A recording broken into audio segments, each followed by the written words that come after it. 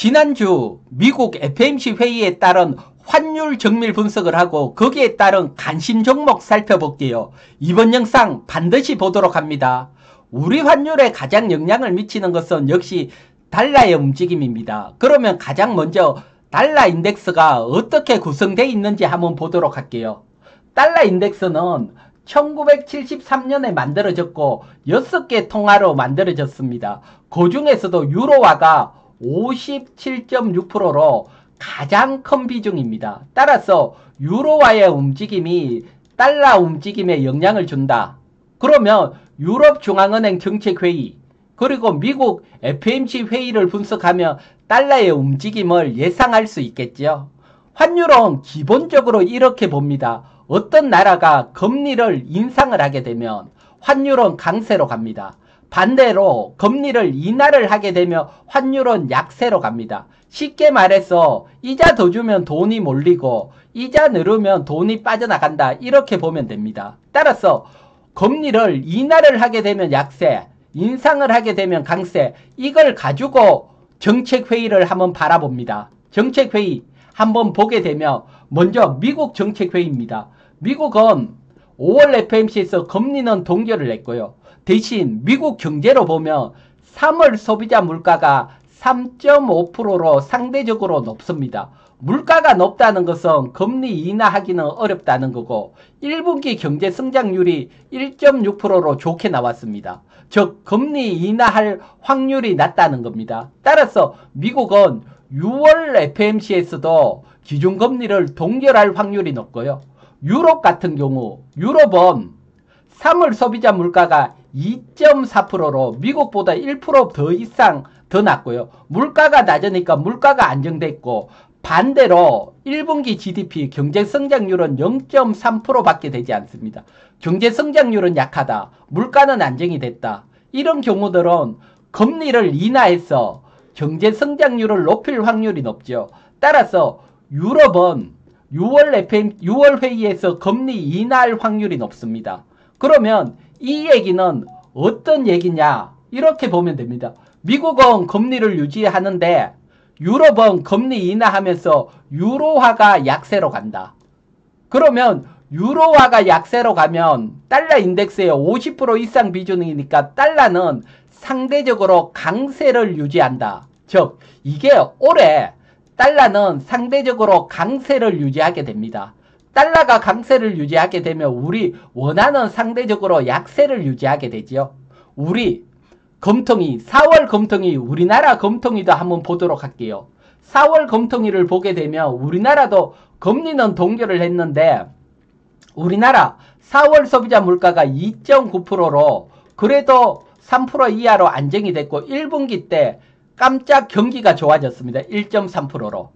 경기가 좋아졌지만 GDP가 1.3%로 좋아졌지만 보면 수출이 잘 되고 내수가 엉망입니다. 따라서 내수가 엉망이기 때문에 상대적으로 여러분들이 느끼기에는 경기가 안 좋게 느껴질 수 있죠. 내수 경기를 활성화하려면 금리 인하를 해야 되죠.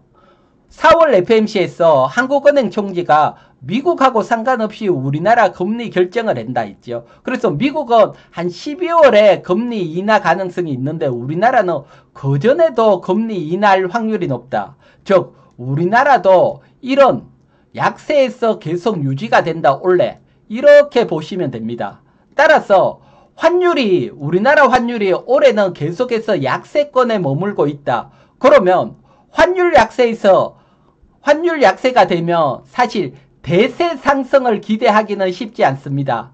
대세 상승은 강세로 가야 나오지요. 지난 대세 상승 움직임 한번 보도록 할게요. 보면 위기가 오면 환율이 확 한 번에 약세로 움직이고 그게 아니고 환율이 어느 정도 변동성이 나오면 대세 상승, 환율이 이렇게 강세로 가면서 2000년대 대세 상승이 나왔고요. 그러면 올해 환율은 약세권에 있지만 내년에 미국 금리 인하를 하면서 이런 대세 상승이 나올 수 있습니다. 따라서 대세 상승은 조금 연기가 됐다 이렇게 보면 됩니다. 대세 상승이 없는 게 아니고 대세 상승은 내년부터 강하게 나온다. 그러면 내년에 대세 상승이 나온다면 올해 시장이 조정이 나올 때마다 매수를 해야 되죠. 올해 시장은 박스권 움직임입니다. 따라서 조정이 나올 때마다 매수를 하고 내년에 올해는 박스권 매매로 수익 실현하고 내년에 대세 상승으로 큰 수익 실현을 하자 이렇게 설명을 드리고요. 특히 환율이 약세일 때는 수출주들이 유리합니다. 수출주. 자, 이렇게 얘기할 수 있죠. 우리나라 환율이 약하니까 수출주가 유리한데 상대국인 일본도 엔화가 약세니까 수출주 그렇게 유리한 건 아니다. 이렇게 생각할 수 있지만 같이 약세해서 똑같이 물건을 팔았다. 그래도 유리합니다. 이렇게 볼게요. 1달러에 1,400원이다 가정을 하고요. 그러면 외국에서 1달러 물건을 팔면 우리나라 회계에 들어오면 1,400원이 잡힙니다. 그런데 환율이 강세로 가서 1달러에 1,000원이면 같은 1달러를 팔아도 회계에서는 1,000원으로 잡히죠. 즉 환율이 약할 때는 수출주들이 실적이 좋게 나온다 이렇게 보면 됩니다. 그러니까 올해는 약세 환율이 유지되기 때문에 수출주에 관심을 가져야 된다. 대표적인 수출주 뭐가 있죠? 자동차입니다. 자동차. 자동차 얼마나 수출이 잘 되고 있는지 뉴스 하나 보도록 할게요. 보면 4월 수출입니다. 5월 들어가면서 4월 수출 자동차 역대 최대 수출을 했다. 4월. 그러니까 이렇게 수출이 잘 되면 회계에도 좋아지면서 자동차에 관심을 가져야 되죠. 수출이 정말 좋으니까요. 여기에다가 자동차주들은 사실 주가에 뭐가 가장 큰 영향을 미치죠? 현재 자동차, 현대차는 기아차는 사실 전기차 시장에서 얼마나 성과를 내냐가 주가에 또한 큰 영향을 미칩니다. 그러면 1분기 전기차 시장에서 얼마나 성과를 냈는지 살펴보도록 할게요. 보면 1분기에 미국 시장입니다. 미국 시장에서 보면 현대차 그룹이 2위를 판매 2위를 했습니다.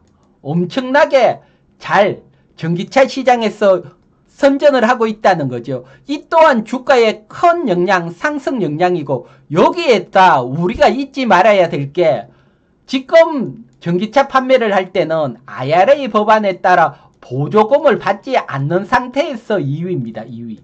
하지만 올해 연말로 가면 현대차 그룹이 미국에서 전기차를 만들고 이제 IRA 법안에 따른 보조금까지 받게 됩니다. 그러면 내년부터는 전기차 판매량이 훨씬 강하게 간다. 이런 기대감이 있죠. 따라서 하반기로 가면 갈수록 전기차 판매는 좋아진다는 기대감. 주가에서는 이런 기대감이 있을 때 상승을 하죠. 이런 호재도 있습니다. 이런 호재도 있고 여기에다가 뭐가 더 있죠? 정부 정책. 밸류 프로젝트로 정부가 또 밀어주고 있죠. 현대차 같은 경우는 저 PBR로 정부 정책이 뒤에서 밀어주는 어떤 힘까지 있다. 우리가 현대차에 대해서 관심을 가져야 되죠. 여기에다가 외국인들이 현대차를 어떻게 보느냐. 그건 미국 현대차하고 같은 그룹 디젤도 만들고 전기차도 만드는 GM 차트가 어떤지 보면 알 수가 있죠. GM 차트 여러분 보게 되면 5월 2일 기준에 보면 정말 강한 추세가 유지가 되고 있습니다. 최근 엔비디아는 조정을 강하게 받았지만 GM, 제너럴 모터스는 21선 위로 강하게 움직임이 나오고 있고요. 즉 외국인 시각에서도 자동차를 좋게 본다. 그러면 자동차는 외국인 매수가 들어올 수 있죠. 현대차 외국인 수급 한번 보도록 할게요. 수급 보게 되면 2월 달부터 지금 밑에가 외국인 수급입니다. 빨간색 2월 달부터 외국인들이 쓸어 담고 있습니다. 정말 미친 듯이 매수하고 있습니다. 이렇게 외국인들이 매수가 들어왔다. 그러면 현대차가 상승할 확률이 높지요. 지금 보면 3월부터 4월 조정을 받고 시장은 아직 반등을 안 했지만 현대차는 벌써 전고점까지 반등이 나왔고 그건 외국인 매수의 힘입니다. 즉 다시 한번 외국인 매수에 따라 레벨업 될 수 있다.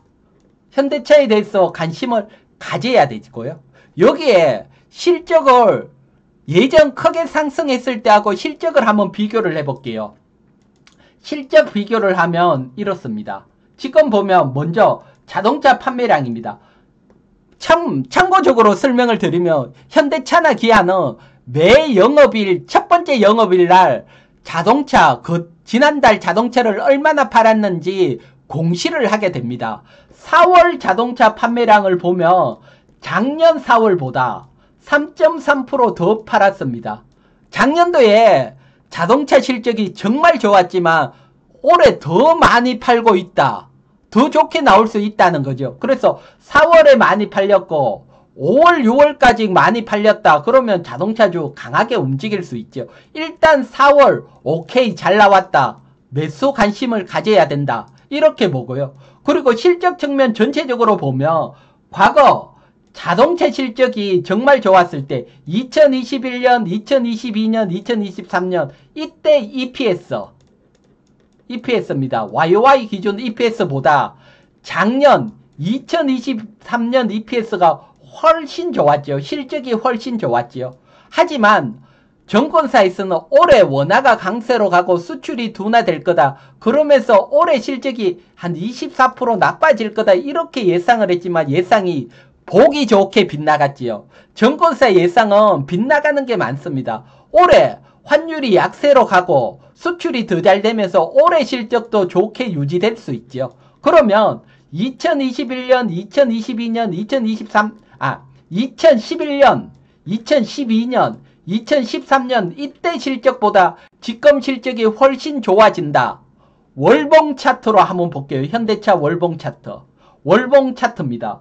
보면 현대차가 2021년부터 2023년 실적이 좋을 때 월봉상 최고점을 형성을 했고, 그리고 2000년, 2021년에는 전기차 기대감으로 또 월봉 고점을 형성을 했고, 올해는 같은 월봉 고점이지만 이때보다 2021년보다 실적이 훨씬 좋게 나올 거고, 2021년보다 자동차 판매량도 좋고, 거기에 미국에서 전기차 생산하는 모멘텀까지 있고, 여기에 정부 정책이 밀어주는 밸류 프로젝트까지 있다. 그러면 월봉 상단을 돌파하고 새로운 신세계 주가 강한 상승이 나올 수 있다. 이렇게 볼 수 있죠. 따라서 현대차에 대해서는 여러분 반드시 올해 관심을 가져야 된다. 이렇게 설명을 드리고요. 자, 관심 종목은 현대차 설명을 드렸고, 그러면 자동차 부품주는 어떻게 보느냐? 자동차 부품주 한번 보도록 할게요.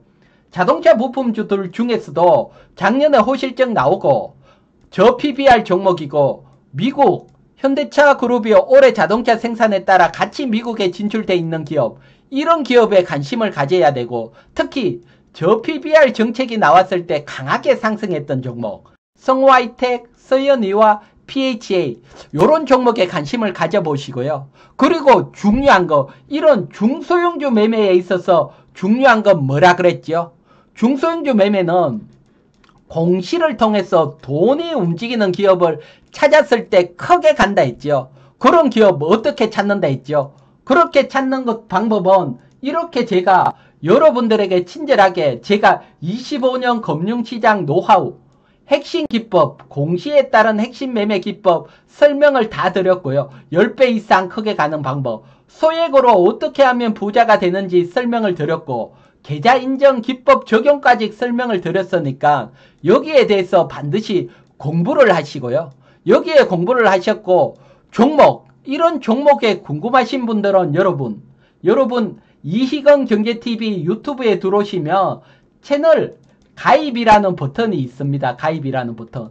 가입 버튼을 하셔서 가입을 하시면 핵심 종목뿐만 아니고 더 디테일한 강의까지 드리고요. 그리고 가입 비용은 여러분들 부담 안 되는 비용이니까 참고하고, 그리고 참고적으로 지난주 시장이 안 좋았지만 채널 회원님 매수한 한 종목 50% 이상 급등하면서 크게 수익 실현을 했다. 요 점도 설명하시고요. 어려우신 분들은 채널 회원 가입 고민을 하시고요.